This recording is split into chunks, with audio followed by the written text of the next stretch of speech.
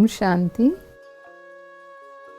बाबा ने हमें पहला पाठ ही पढ़ाया है, मैं कौन, और यही हमारा अंतिम पाठ भी है। तो हमें सत्य ज्ञान मिला है कि मैं आत्मा इस शरीर को जीवन देने वाली चेतन शक्ति हूँ। लेकिन हमें निरंतर ये स्मृति नहीं रह पाती है। जब हम योग अभ्यास करते हैं या हम मुरली सुनते हैं तो हम थोड़ा आत्माभिमानी रहने की कोशिश करते हैं, आत्मा समझते हैं। फिर जैसे ही कार्य व्यवहार में आते हैं तो धीरे धीरे हम कर्म कॉन्शियस हो जाते हैं और कई बार इतने कर्म में व्यस्त होते हैं कि हम बॉडी कॉन्शियस भी हो जाते हैं। और जब देह अभिमान में आ जाते हैं तो फिर हमारे पुराने संस्कार इमर्ज होने शुरू हो जाते हैं। फिर हम छोटी बातों में गुस्सा करते हैं, नाराज़ होते हैं, उदास हो जाते हैं। फिर सोचते हैं कि अमृत वेला भी किया है, मुरली भी सुनी है, लेकिन फिर भी मन की स्थिति ऐसी क्यों हो रही है। और उसका कारण होता है देह अभिमान, क्योंकि देह अभिमान विकारों की जड़ है। तो हमें आत्मिक स्थिति के अभ्यास को अधिक करना है। मुरली में रोज़ बाबा हमें कहते हैं आत्माभिमानी बनो। तो क्यों बाबा हमें रोज़ याद दिलाते हैं? क्योंकि ये अभ्यास हमारे लिए बहुत कठिन है। 63 जन्मों का आत्मा का देह अभिमान का संस्कार है। इसके ऊपर मुझे एक कहानी याद आती है कि क्यों ये अभ्यास हमें बहुत मेहनत कराता है।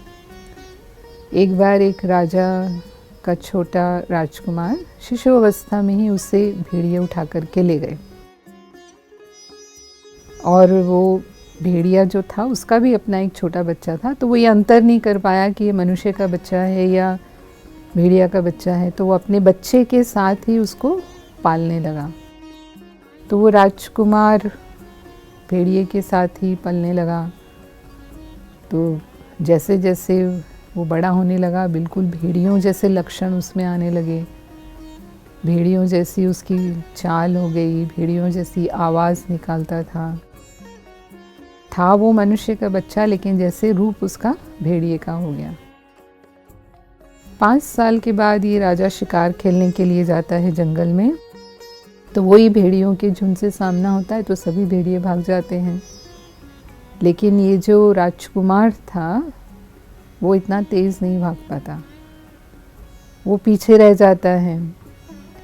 तो फिर सिपाही उसे पकड़ लेते हैं और जब देखते हैं तो पता चलता है कि ये तो मनुष्य है, भेड़िया नहीं है। तो उसे राजा के पास लेकर आते हैं और कहते हैं कि ये तो मनुष्य है। तो उसे महल में ले आते हैं और उसको अच्छी तरह से नहलाया धुलाया जाता है, साफ़ किया जाता है। तो कुछ निशानी थी राजकुमार की। वो निशानी से पता चलता है कि ये वही राजकुमार है जो शिशु अवस्था में गुम हो गया था। तो खुशी तो होती है उसके मिलने की, लेकिन अभी तो वो भेड़िया बन चुका है, मनुष्य भी नहीं है। तो राजा को बहुत चिंता होती है और वो अपने राज्य में घोषणा करवा देते हैं कि जो इसे मनुष्य बनाएगा उसे इतना पुरस्कार दिया जाएगा। तो एक शिक्षक आता है उसके लिए और वो उसके लिए मेहनत करने लगता है। बहुत मुश्किल था। एक फिजियोथेरेपिस्ट भी रखना पड़ा उसके लिए, क्योंकि शरीर पूरा भेड़िए जैसा, क्योंकि वो भी 4 पैर से चलता था उनको देख करके, तो शरीर उसी तरह से मुड़ चुका था। तो जब वो अभ्यास करने लगा, क्योंकि बुद्धि तो मनुष्य की थी, तो धीरे धीरे वो सीखने लगा कि मनुष्य कैसे देखता है, मनुष्य कैसे बोलता है, मनुष्य कैसे खाता है, मनुष्य कैसे चलता है। तो 1 साल लग गया उसको उस स्वरूप में आने में। जो मनुष्य का स्वरूप होना चाहिए। और फिर बोलना सीखने में, चलना सीखने में भी उसे और 1 साल लग गया। तो ऐसे नहीं कि वो मनुष्य नहीं था, लेकिन क्योंकि वो भेड़ियों में चला गया तो वो अपने असली स्वरूप को भूल गया, और अपने पुनः उसी स्वरूप को पाने के लिए उसे कितनी मेहनत करनी पड़ी।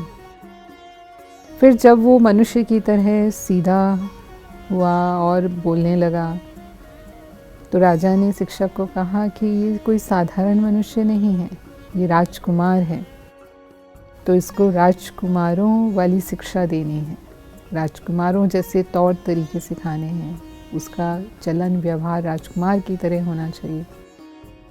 और फिर कुछ वर्ष लगे उसको वो शिक्षा देने में कि वो अपने उस राजकुमार के स्वरूप में आए।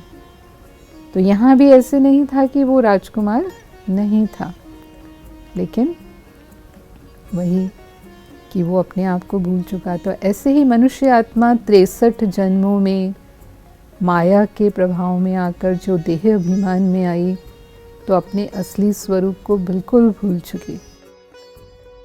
शिव बाबा ने जो हमें स्मृति दिलाई कि मैं आत्मा हूँ, और फिर केवल यही स्मृति नहीं दिलाई कि मैं आत्मा हूँ, लेकिन मैं एक श्रेष्ठ आत्मा हूँ, मैं एक पवित्र आत्मा हूँ, पूज्य आत्मा हूँ, देवात्मा हूँ।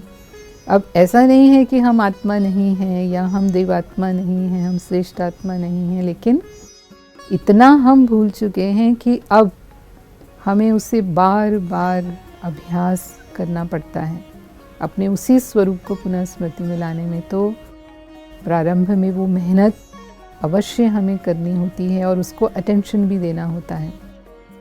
तो इसीलिए मुझे याद है कि बाबा ने एक बार कहा था कि हर घंटे में अपनी अशरीरी विदेही स्थिति का अनुभव कम से कम 5 मिनट करो, और अगर 5 मिनट नहीं तो कम से कम 1 मिनट भी ज़रूर उसका अनुभव करो।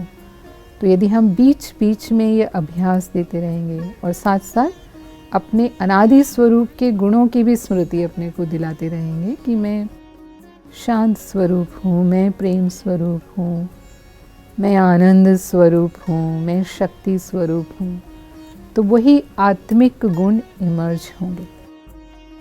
ब्रह्मा बाबा ने कितना अभ्यास किया हम सब जानते हैं कि बाबा ने शुरू में लिख लिख करके दीवारों पर अपनी डायरियों में भरा उसे, और एक एक के नाम से जो भी उनके संबंधी थे, केवल अपने लिए अभ्यास नहीं किया लेकिन उनके लिए भी कि ये आत्मा है।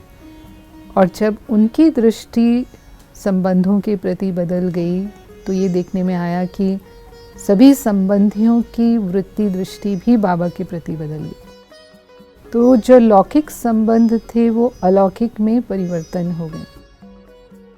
तो हमें दूसरों को भी आत्मा देखने का अभ्यास करना है। जो भी हमारे संबंध संपर्क में आते हैं, हमारे रिश्तेदार हैं, हमारे मित्र हैं, अन्य भी जहाँ हम कार्य करते हैं, हर एक को आत्मा देखने का अभ्यास करें और उनके अनादि स्वरूप को हम देखें। और अमृत वेला इसके लिए विशेष समय है, क्योंकि अमृत वेले जो समय होता है, हम सारी रात सोकर उठे होते हैं, तो आत्मा एक नेचुरल रूप से देह से डिटैच हुई होती है। वो अशरीरी स्थिति का अनुभव हमारा किया होता है, और उस समय प्रकृति का भी हमें सहयोग होता है, वातावरण शांत होता है, सात्विक होता है, तो हम सहज ही परम धाम में बाबा के पास बाबा समान निराकारी स्थिति का अनुभव कर सकते हैं। उस बीच रूप स्थिति का अनुभव जो हमारी संपूर्ण स्थिति है, जो सतो प्रधान स्थिति है आत्मा की। और फिर ये महसूस करें कि मैं आत्मा परम धाम से शरीर में अवतरित हुई हूँ। बाबा ने मुझे धर्म स्थापना भेजा है, और जब अमृत वेले वो अभ्यास होगा तो सारा दिन हमें उसका सहयोग मिलेगा। तो आत्मिक स्मृति के लिए थोड़ी मेहनत अवश्य हमें करनी है। शुरू में ऐसा लगेगा कि हमें अटेंशन देना पड़ रहा है, लेकिन फिर धीरे धीरे हम नेचुरल ही उस देह अभिमानी स्मृति में रहने लगेंगे। ओम शांति।